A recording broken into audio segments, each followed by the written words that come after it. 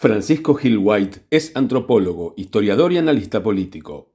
Con maestría en Ciencias Sociales de la Universidad de Chicago, doctorado en Antropología Evolutiva y Sociocultural de la UCLA, estudia los temas del racismo, el conflicto árabe-israelí, el antisemitismo, la historia del pueblo judío, el funcionamiento de los grandes medios de información y la geopolítica mundial. Es autor de El colapso de Occidente, El siguiente holocausto y sus consecuencias, y edita la página web The Management of Reality.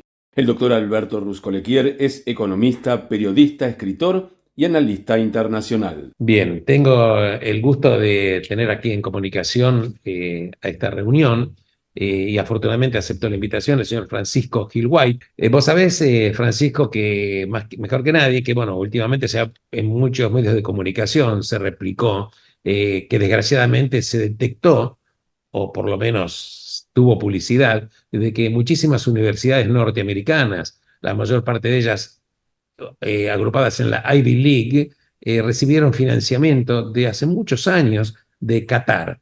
Y la verdad es que esto, vos sabés mejor que nadie, que los financiamientos nunca son gratuitos, nunca son graciosos y inevitablemente tienen sus consecuencias. Y evidentemente, obviamente, entre las universidades que fueron ya detectadas que recibieron este financiamiento, estuvo la Universidad de Pensilvania, estuvo Harvard, estuvo, bueno, muchas universidades. La de Pensilvania la conoces perfectamente bien, supongo, y entre otras cosas. Demasiado. Y la de Harvard también, a punto tal de que la rectora de Harvard tuvo que renunciar, lo mismo que de la Penn University también tuvo que irse. Así que la verdad que es una vergüenza. Incluso mientras vos y yo estamos charlando, recibí una noticia, Francisco, que invitaron a una oradora en Harvard, no por ahí tengo el nombre, que para hablar acerca del 7 de octubre del Hamas, y empezó su charla, que es una persona totalmente anti-israelí, antisionista, una antisemita total, y ella dice que los israelíes le tienen que pedir perdón al Hamas por haber obligado al Hamas a secuestrar y matar a judíos. Esto te lo comento porque recién recibí la información. Después te voy a pasar en privado cuál es el nombre de esta persona, te voy a mandar el artículo. Una cosa escalofriante.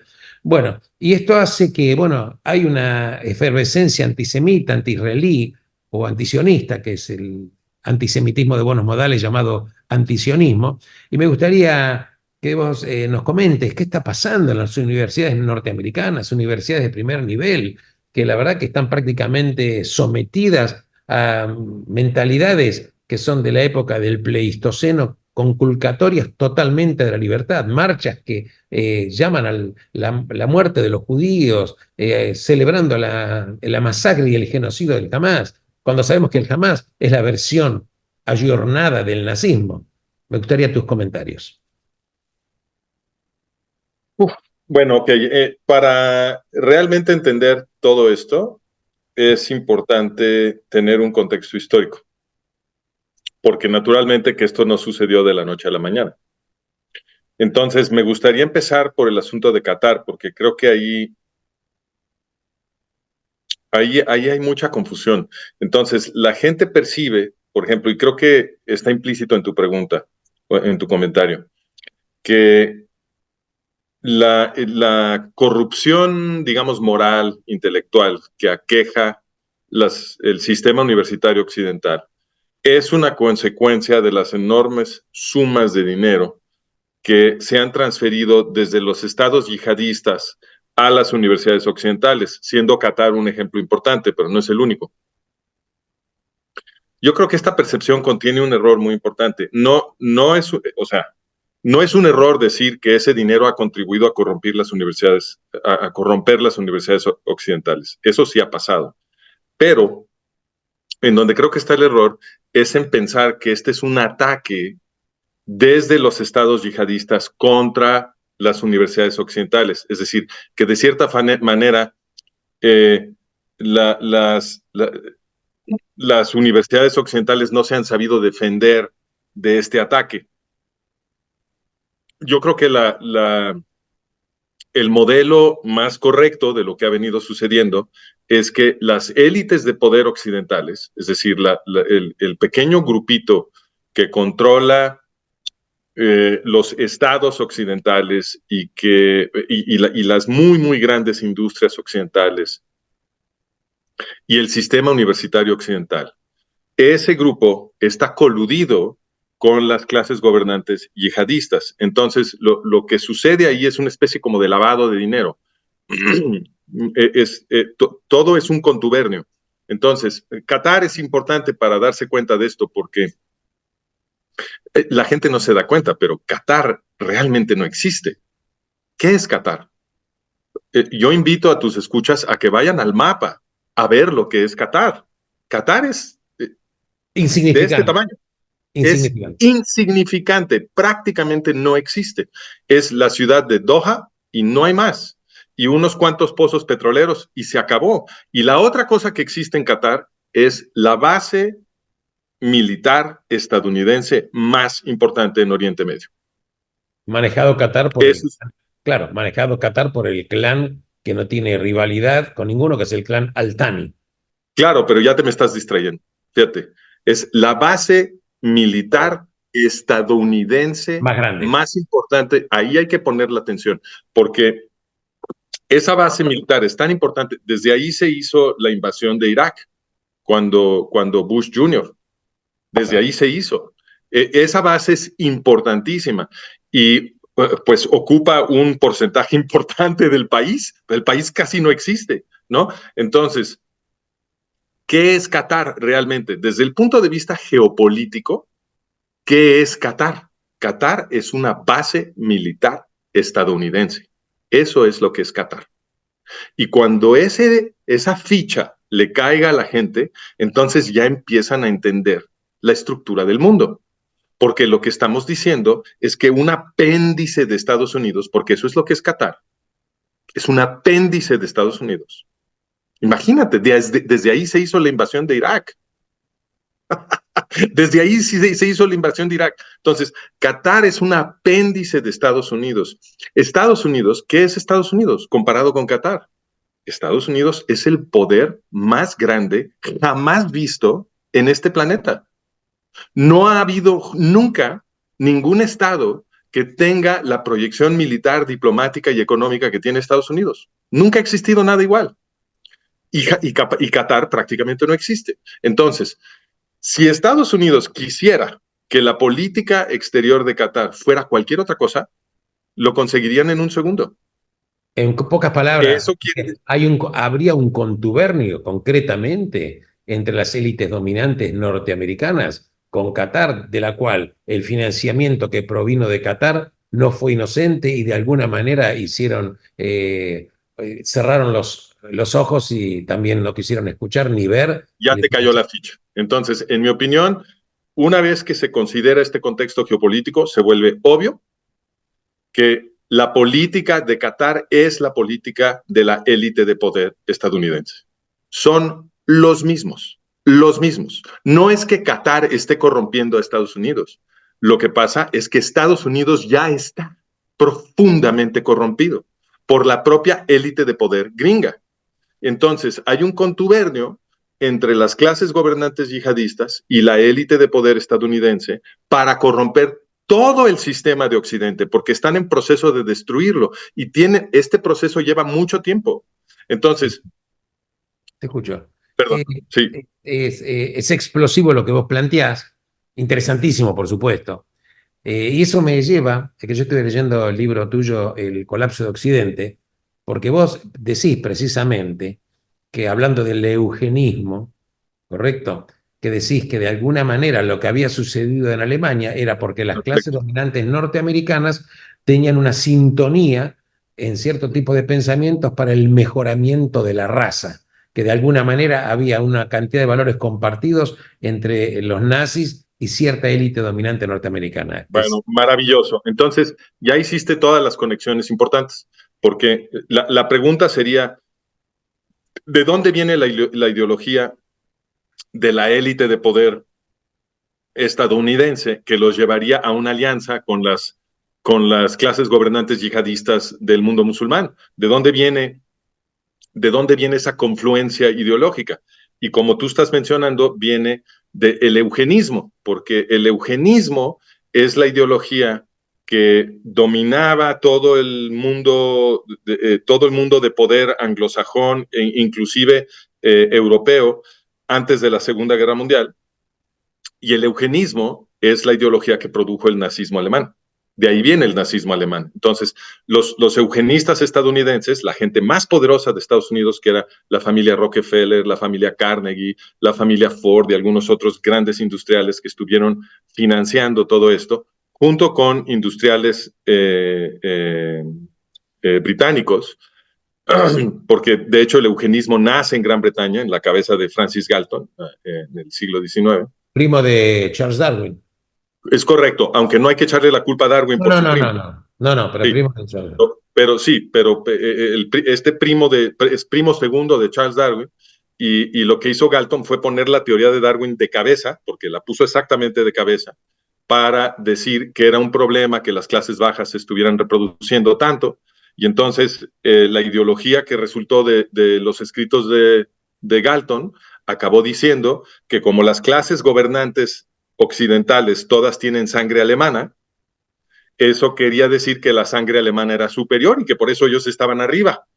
Y entonces lo que tenían que hacer era proteger la pureza de sangre de las clases gobernantes alemanas de todo Occidente, que incluye a los anglosajones en Gran Bretaña y en Estados Unidos. Los anglosajones son alemanes.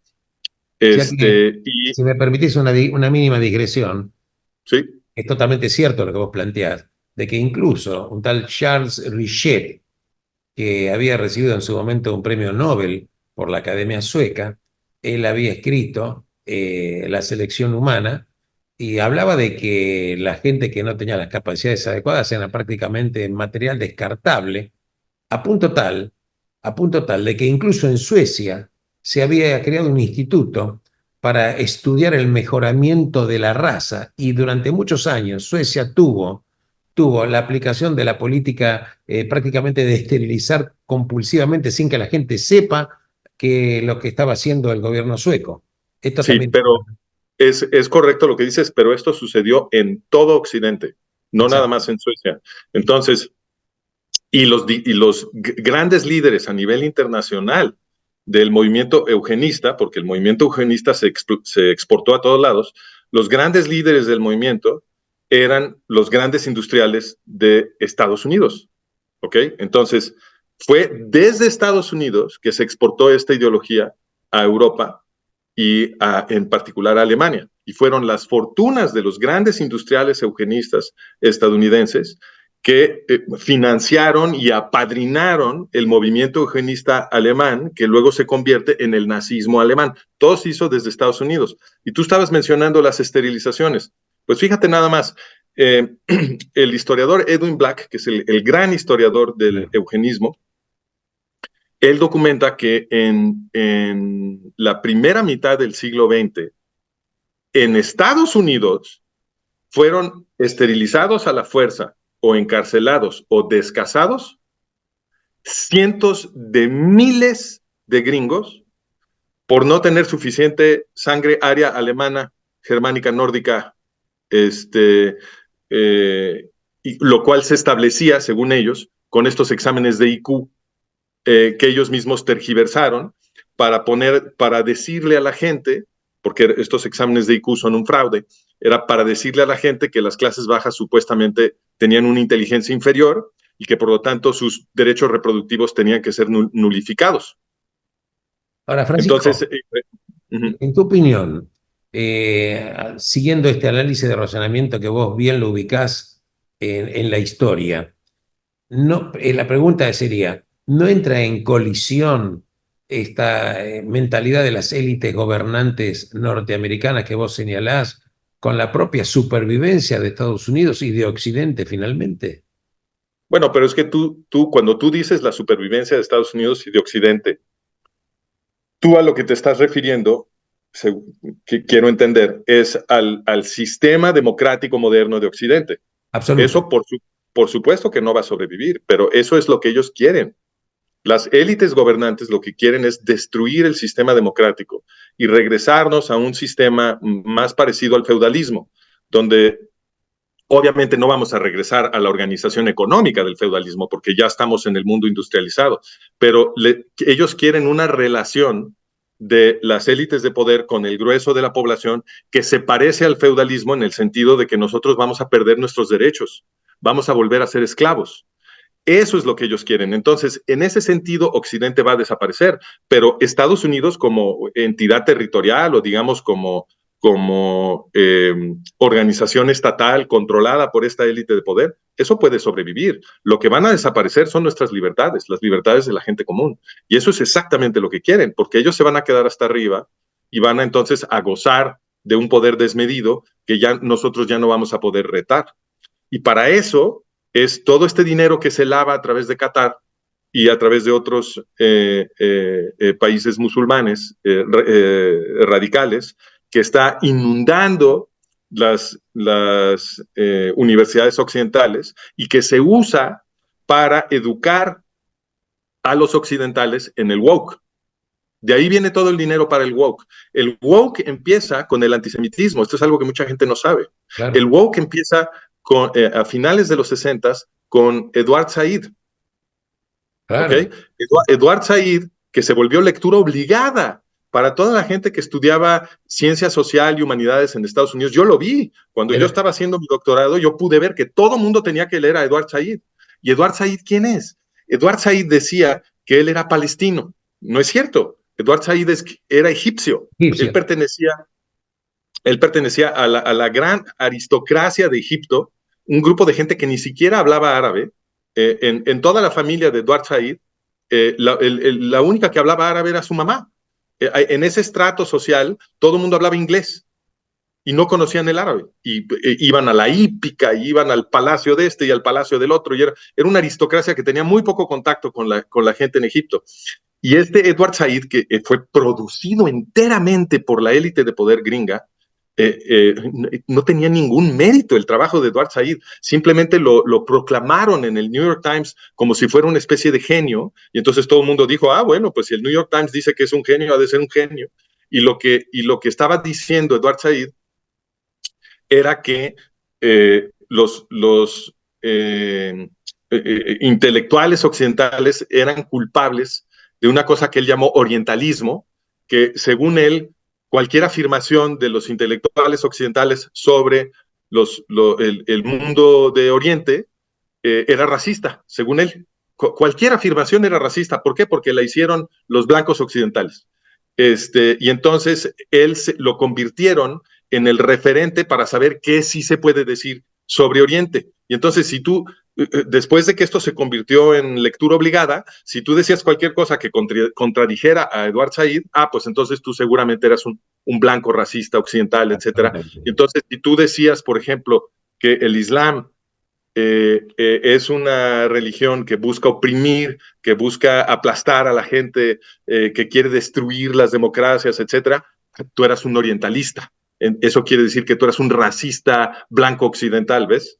Bueno, en realidad los valores se han tergiversado para vender a la opinión pública, porque no hablo en cuanto a las personas que de buena fe profesan el Islam, pero digo, tiene cosas escritas el Corán en sí. Es que no se puede profesar el Islam de buena fe. Hay que tener mucho cuidado con eso.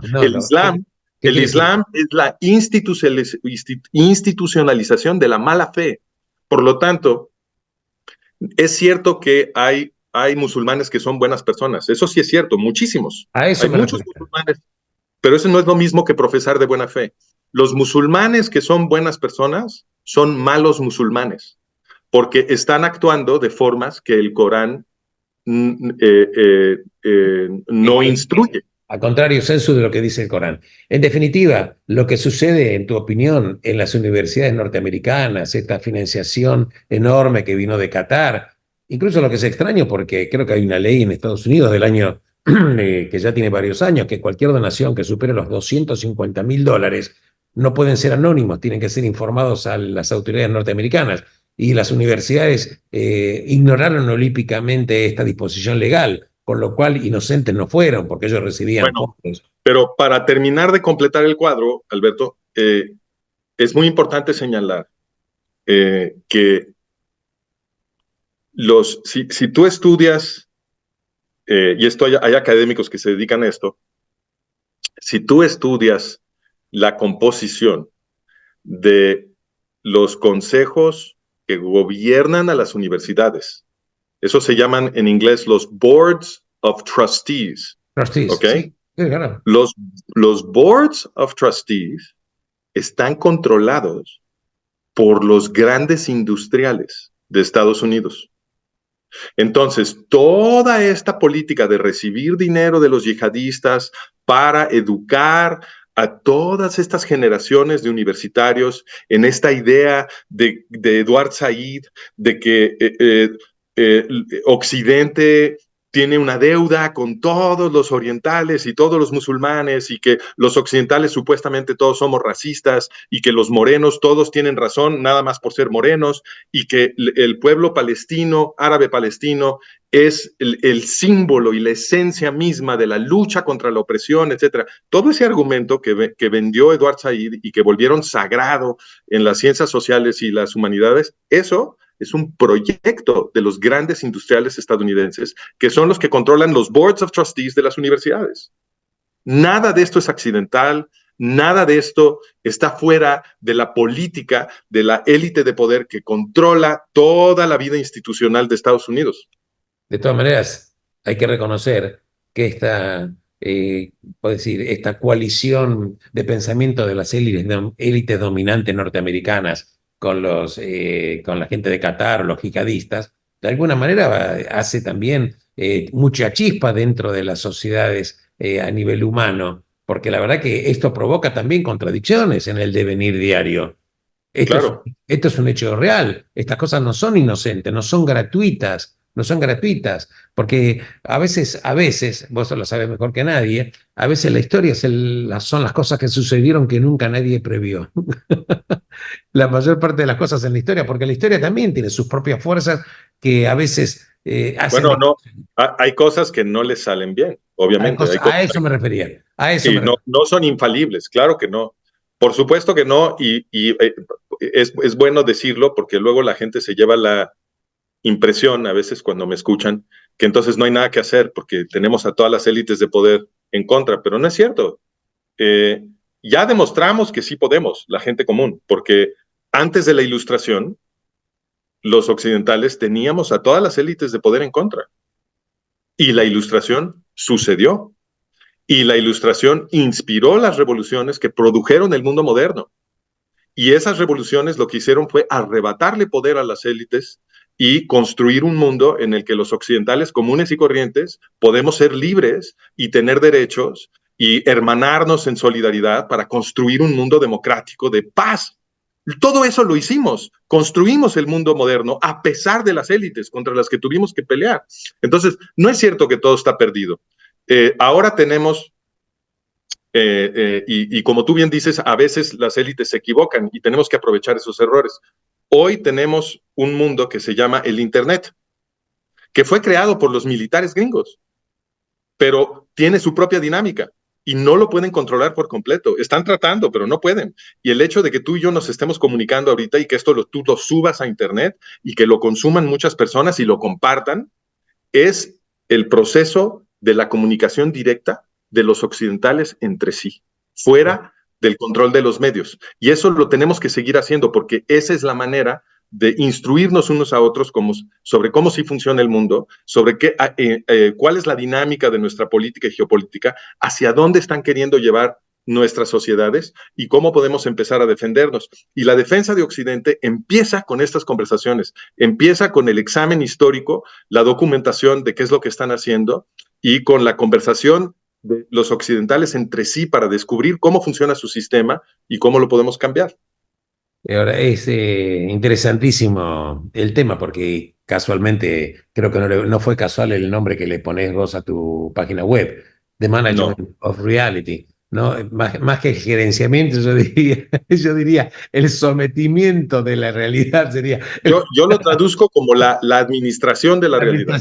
Claro, se va administrando en las dosis adecuadas y de la manera que quiere. Y esto es tan cierto, es que yo, por ejemplo, que ejerzo el periodismo hace décadas, la verdad que cuando vos ves, por ejemplo, a mí, por ejemplo, muchas veces me invitan a dar charlas y demás, a veces los periodistas, las preguntas que vienen, ya vienen como preformateadas en base a prejuicios que el periodista tiene por haber el famoso copy and paste. viste, copio y pego. Todos copian y pegan titulares que leyeron en un diario y siguen repitiendo, repitiendo, repitiendo. Y Bueno, yo acabo de dar una demostración, tengo muchas, pero acabo de dar una demostración en carne propia de que el periodismo no existe.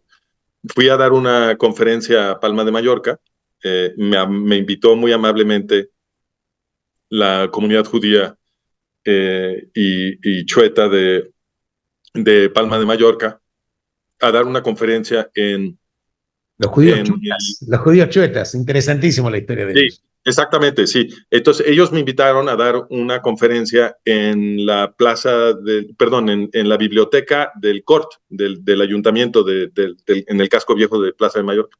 Y antes de mi conferencia yo di una entrevista a última hora, eh, que es un medio de información con el que no tengo pleito. Ellos hicieron un buen trabajo, pero ellos me hicieron una entrevista en donde yo hablé un poco del conflicto entre Hamas e Israel, etcétera. Y con base en esta entrevista empezaron a decir antes de mi conferencia en Palma de Mallorca que yo tenía algo en contra de los árabes palestinos y que supuestamente yo quiero el exterminio de los árabes palestinos y pendejada y media. Y entonces, o gilipolladas, como dicen ustedes en Argentina. No, no, Y, nosotros, eso lo dicen en España, nosotros no decimos gilipolladas. ¿no? No, Gilipolleces, o ¿cómo dicen? las ¿No? gilipolladas dicen en España, que son Ah, pavadas, todo eso. boludeces, dicen ustedes. Boludeces. Bueno, entonces, empezaron a decir eso y se armó una protesta en mi contra y estuvieron ahí gritando en la plaza del Cort mientras yo daba mi conferencia. Una cosa ridícula, porque yo ni siquiera había venido a hablar sobre los árabes palestinos, yo estaba hablando sobre el mundo antiguo mesopotámico y el mundo grecorromano, a eso me habían invitado. Y estos locos estaban ahí gritando que según ellos yo había venido a dar un discurso de odio contra los árabes palestinos. Absurdos, tontos. Y lo peor de todo es que, y este es el punto de la anécdota, que los medios de información, los supuestos periodistas, con 10 minutos que hubieran invertido en Internet, podían ellos ver y documentar qué he dicho yo sobre el racismo y sobre los árabes palestinos, porque toda mi carrera profesional ha sido la lucha contra el racismo, y eso lo hubieran ellos visto en 3 segundos en Internet. Y lo segundo es que yo tengo una lista interminable de publicaciones defendiendo a los árabes palestinos. El primer libro de El colapso de Occidente, el tomo 1, Como uno. es una defensa, es una documentación de todas las opresiones que han sufrido los árabes palestinos. Entonces, que los periodistas, porque lo hicieron antes y después de mi conferencia, que ellos publicaran estas acusaciones en mi contra diciendo que yo soy supuestamente un racista que quiere el exterminio de los árabes palestinos, lo que demuestra es que estos supuestos periodistas no le dedicaron ni 5 minutos a investigar quién soy yo y qué he dicho, y no les interesa establecer para su público cuál es la verdad. Pero Simplemente van, como tú dices, escuchan una van, acusación y van y van la en manada, repiten. van en manada. A punto tal de que, fíjate vos, que la gente que proclama ideales de izquierda, que supuestamente ellos dicen de la libertad, derechos humanos y demás, todos en manada se hermanan en la ideología del Hamas, que es una ideología del nazismo, del exterminio, de la muerte y del sojuzgamiento de la calidad humana. A punto tal Bueno, de que si la izquierda, si definimos la izquierda o la verdadera izquierda como la lucha contra la opresión, entonces la verdadera izquierda ya prácticamente no existe, porque no existe. todos estos que se ostentan presuntos izquierdistas están del lado de Hamas. Pues entonces, pues entonces la izquierda no existe. No, absolutamente. Es una cosa increíble. Apúntate de que mientras, mira, fíjate, cuando empezamos esta charla, te voy a pasar después el nombre de la oradora invitada a Harvard para decir las barbaridades que dijo. Es una cosa increíble. Estamos todos como sesgados absoluta y totalmente, casi como que no hay libertad de pensamiento. Creo que la peor de la falta de las libertades, la peor falta de la libertad es creer que la persona tiene libertad. Es la peor falta, porque, claro, porque hay una auto observación de uno mismo creyendo que es libre, pero en realidad no tenés libertad porque lo único que seas es un repetidor de estas verdades Bueno, preformateadas. si ya te administraron toda la realidad, pues ahí pierdes tu libertad, porque tú crees que estás tomando decisiones libres, pero las estás tomando con base en el mundo que tú crees que existe que es un mundo que te han creado los medios. No, nadie tiene acceso a la realidad que no sea a través de los medios o a través del sistema educativo. Entonces, porque no podemos, cualquier individuo está limitado a lo que, orgánicamente limitado a lo que puede ver con sus ojos, escuchar con sus oídos, y eso es casi nada. Entonces, cualquier modelo que tú tengas del mundo, de lo que pasa en Buenos Aires, lo que pasa en México, en Israel, en Washington, ya tiene filtros, ya tiene filtros.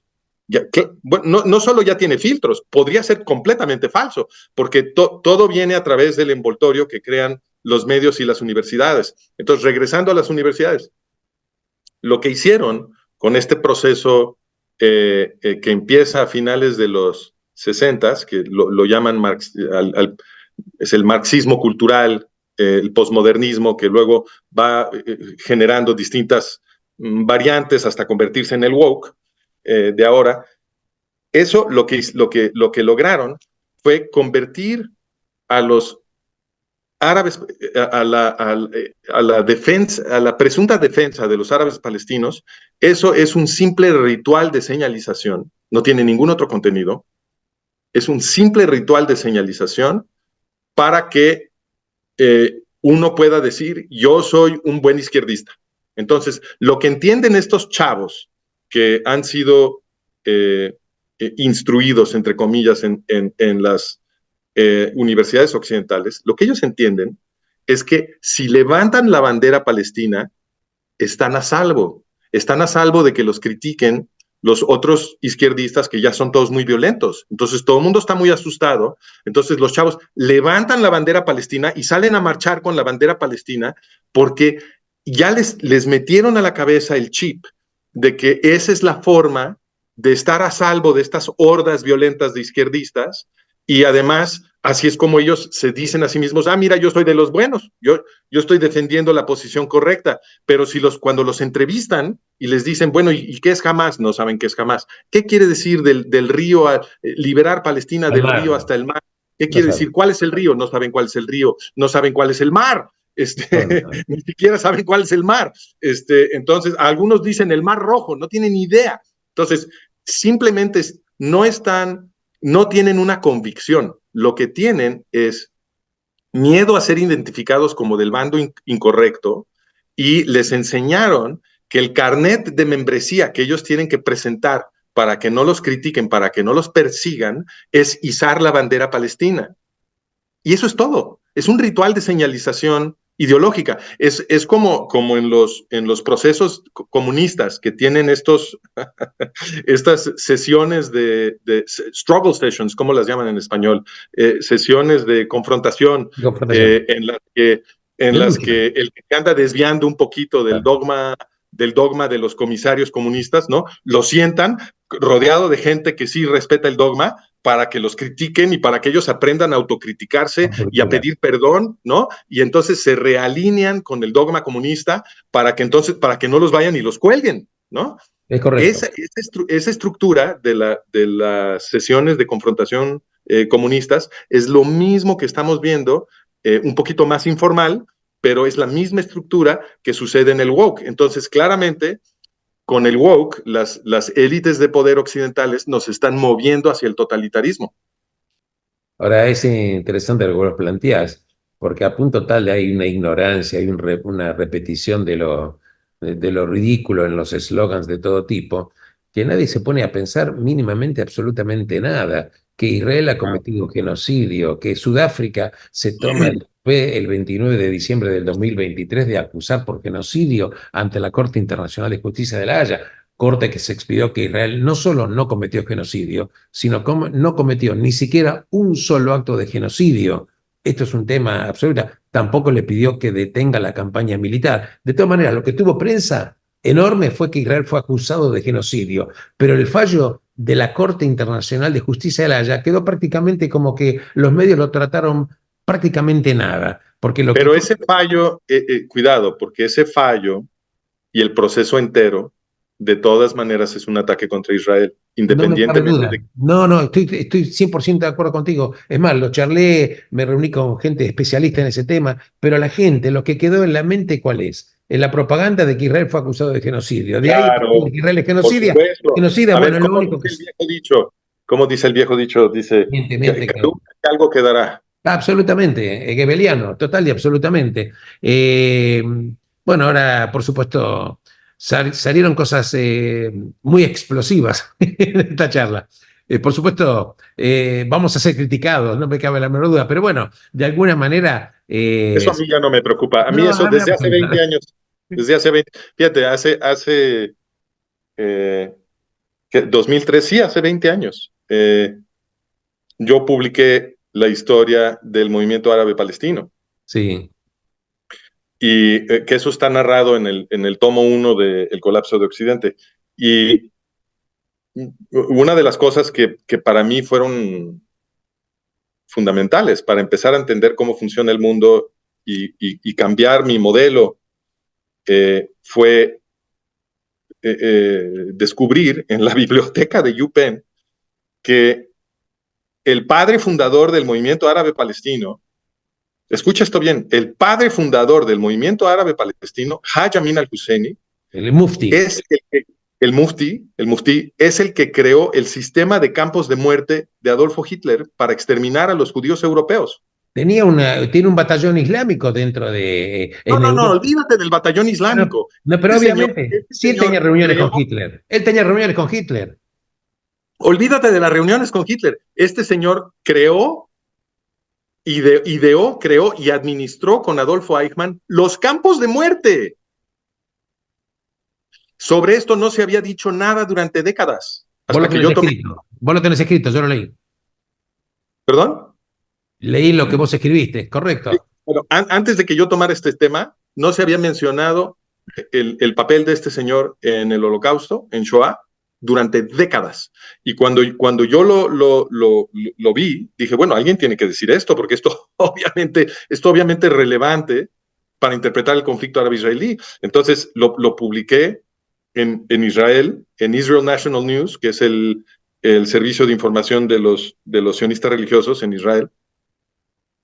Y la consecuencia de publicar eso fue que me despidieron de la Universidad de Pensilvania, porque no se permite que se critique a los árabes palestinos. Es Y la un gente dogma luego de fe. dice, Es un ¿eh? dogma de fe, no se puede tocar. Hay temas que no se pueden tocar. No se puede tocar. Y cuando yo les dije, porque a mí me habían contratado como experto en conflicto étnico y racismo, entonces cuando me empezaron a presionar, yo les dije a mis superiores en la Universidad de Pensilvania, les dije, bueno, pero ¿de qué están hablando? ¿Por qué me dicen que no diga? ¿De qué hablan? Me contrataron como experto de conflicto étnico. Este es un conflicto étnico. Estoy publicando una historia sobre el conflicto. Yo estoy haciendo mi trabajo. Para esto me pagan. Entonces, ¿cuál es el problema? Si yo dije alguna mentira, si cometí algún error o si exageré siquiera cualquier cosa, pues por favor, entréguenme la documentación que me refuta y mañana me retracto en público. No tengo ningún interés en decir mentiras. Y me contestaron, fíjate nada más, me contestaron, no, tu documentación es impecable. Usaron la palabra impecable, Impecable. pero esto no se puede decir, No me se puede. dijeron. Y si insistes en decir esto, te vas a buscar otro trabajo. Y efectivamente, me tuve que buscar otro trabajo. En definitiva,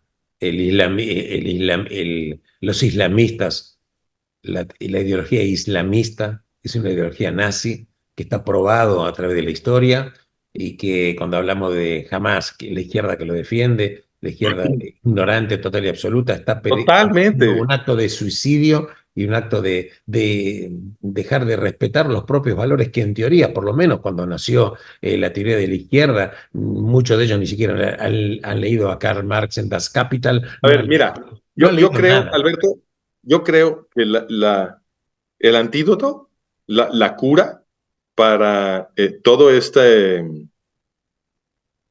esta movilización que se hace desde la presunta izquierda a favor de los yihadistas, el antídoto para eso es que la gente lea el Corán. Yo le ruego a la gente que por favor lea el Corán. El Corán no es muy largo. No es muy largo, no es un libro largo. Hay que leer las suras adecuadas. No, léanlas todas, porque Todas. sí, léanlo todo, porque cuando lees todo el Corán, de portada a portada, te das cuenta que no es ninguna calumnia lo que estamos diciendo. El Corán de portada a portada está totalmente obsesionado con la cuestión de los infieles y de castigar a los infieles y de matar infieles si no se quieren convertir al Islam. Es un versículo tras otro sobre que los infieles tienen que ser castigados y asesinados porque no quieren aceptar que Mahoma escuchó la voz de Dios en su cabeza. ¿Y qué dijo la voz de Dios en la cabeza de Mahoma, según Mahoma? Que si alguien duda de que Dios habló en su cabeza, entonces hay que matarlo. Así de profundo es el Islam. Y si no, tenés que convivir como un dhimmi, como un sumiso sin ningún tipo de La derecho. única alternativa al exterminio es ser un esclavo de los musulmanes como dhimmi. Esa es la única alternativa. Francisco, la verdad que me quedaría hablando horas y días contigo. Yo primero te quiero agradecer enormemente, primero la gentileza que tuviste, dedicar el tiempo Mario, y para hablar de temas que no salen en los medios de comunicación, por lo menos en los grandes medios de comunicación, porque esto no tiene prensa, pero sí a través de mecanismos como Pensadores Libres, el Internet y demás. Estas charlas creo que son muy, muy esclarecedoras y muy importantes. claro. Así Y que es muy importante que lo sigamos haciendo, que los occidentales nos comuniquemos unos con otros, porque somos más importantes nosotros y son más importantes nuestras conversaciones que lo que sucede en los grandes medios. Los grandes medios están tomados por el enemigo. La gente que controla los grandes medios es la misma gente que controla las universidades, que están coludidos con los estados yihadistas como Qatar y que están trabajando día y noche para destruir nuestras democracias. Tenemos que defender nuestro hermoso occidente que tanto trabajo costó construir, que se pagó con la sangre de nuestros abuelos. Tenemos que honrar esos sacrificios que ellos hicieron para legarnos un mundo de paz, de libertades, de derechos. Ahora nos toca, a esta generación le toca pelear por la supervivencia de Occidente. Y si esta generación no lo hace, se pierde todo, porque ya estamos globalizados, ya no hay dónde correr. Ya no hay un refugio, es el mundo global el que estamos defendiendo y hay que hacerlo ahora. muchísimas gracias, Francisco, hasta cualquier momento y tomo tu palabra para seguir conversando contigo. Gracias a ti, Alberto. Muchísimas gracias.